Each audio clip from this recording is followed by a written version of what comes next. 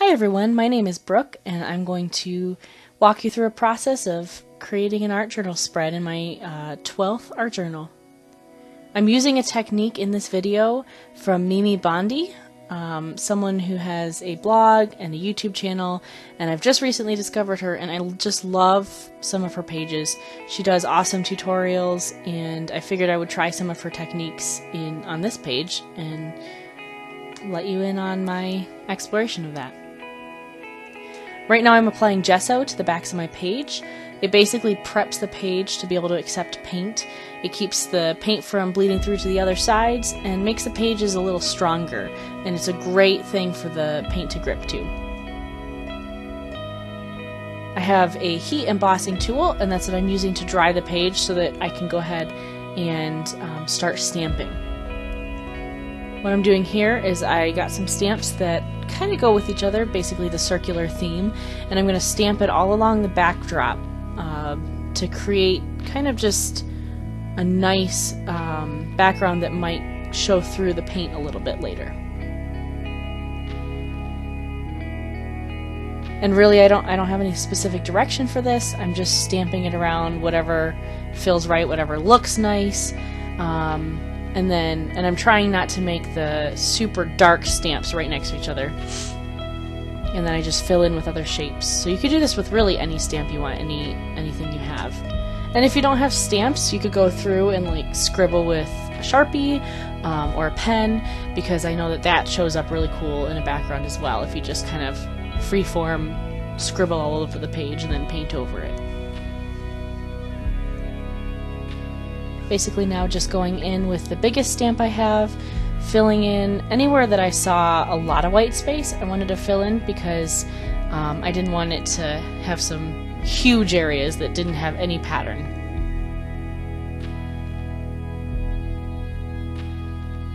Here I'm drying it again so that I can go ahead and go right in with paint. I really like this heat embossing tool because it makes it so that I don't have a lot of downtime waiting for my pages to dry.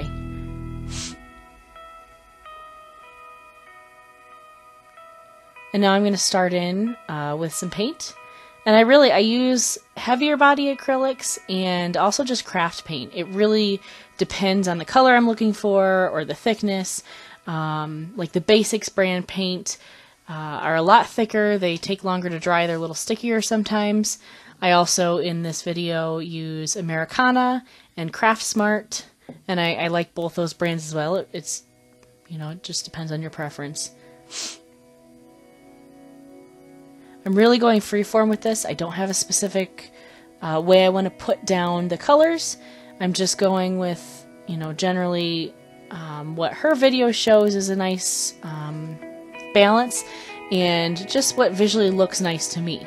And this could look totally different with you, depending on what colors you pick or the way that you put the paint down. It's a really great exercise because you can just kind of sit back and let the process happen.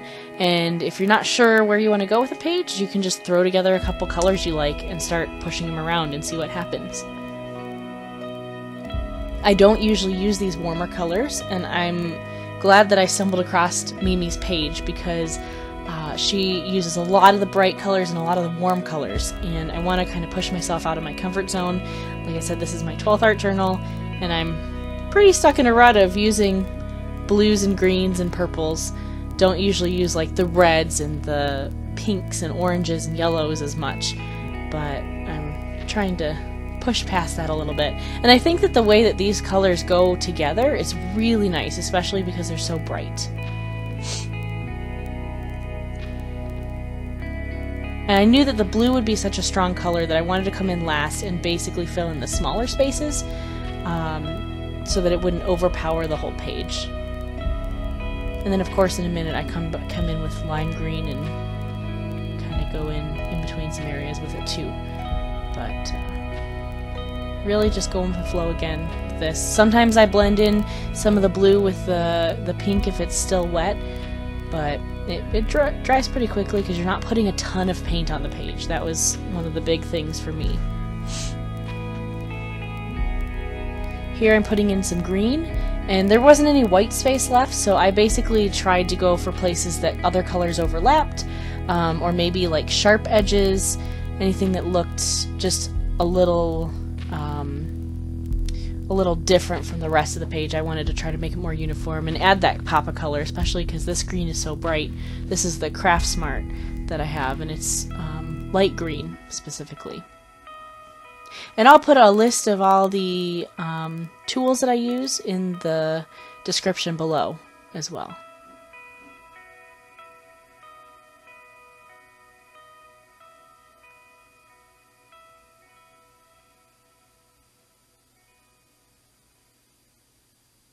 I kept a wet paper towel nearby so that I could wipe my hands off in between the different colors and keep them from getting too muddied. And again, just drying the page off because I want to go in with a paint pen, and have had many paint pens ruined with pages that weren't dry enough. Anytime your edges get stuck to your scrap paper, specifically, paint or glue, you can run an old credit card in between the page and the scrap paper, go really gently, and it will help the page come off without ripping, especially if you go real slowly. So here I drew the outline of a flower with a gray paint pen, and I'm going in with my gray Basics brand paint and filling in the outside of that. It's a lot harder than it looks with hands as opposed to paintbrushes, but it was kind of a fun process, and as you'll see, I go in and clean it up a little bit later with the paint pen again. You really feel like a little kid when you're using your hands for most of your background and everything.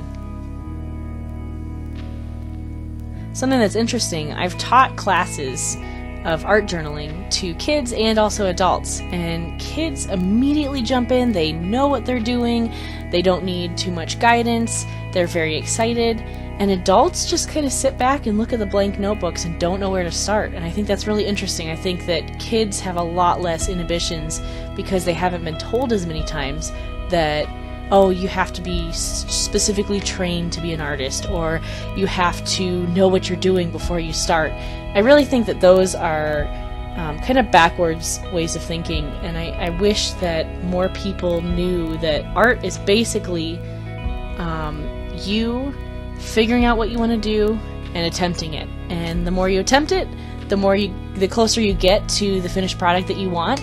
But anything in the meantime is awesome, even if it's not exactly what you were intending.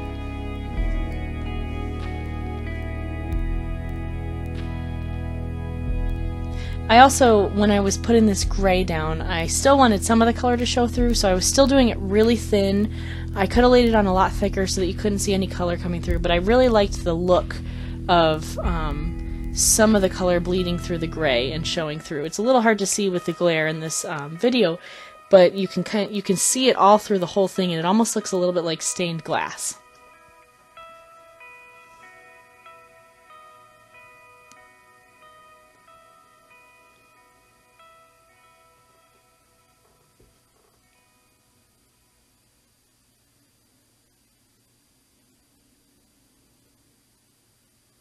I really like to, when I'm doing 2-page spreads, I like to overlap the image from one side to the next so that it really unifies the 2 pages. And so that's why I kind of overlapped the flower from one side to the other. It made it a little difficult to do some of the things in the meantime, but I think that it pulls the 2 sides together really well. So here I'm drying it off again, and then I'm going to go around with the paint pen to reline all of the petals. Some of them got a little messy in the process. And I did it very loosely, so it still looked kind of sketchy, like I sketched it out, but just making the edges a little bit more solid so that they stand out as cleaner edges. Now I got a white paint pen, and I'm writing down a quote that I found. I usually like to just save any interesting quotes that I find, and I keep them really handy so that when I'm making a journal page, if I don't know what to do, I can go through, flip through the quotes, and find one that kind of fits for either how I'm feeling or something that happened that day, or maybe it reminds me of something that happened that day, and then I go ahead and use it in the page. I thought this was an interesting quote. It's from Perks of Being a Wallflower, and I thought it was a good tie-in because of the flower I used in the page. And of course, because the quote is on the right side, it makes the entire page a little bit lopsided. So I go in a little bit later with a bunch of white accents around the flower.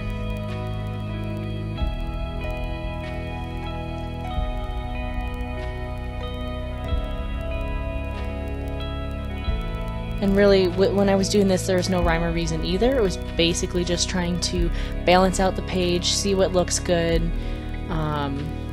Just kind of made it up as I went along. And that's one of the best things about art journaling, is it's really whatever you're feeling in the moment. It's yours. It's your personal space. You don't have to feel like you're performing for anyone. I choose to share some of my pages with people, but you don't have to choose to share anything with anyone. You can make a really personal page and keep it to yourself, and it's just there for your personal reflection. Or if you don't even want to look at it again because it's something very specific to you, you can close the page and never come back to it if you want.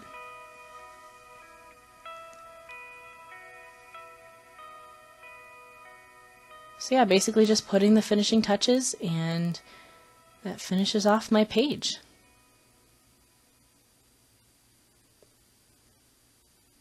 I hope you enjoyed this video. Thank you for watching.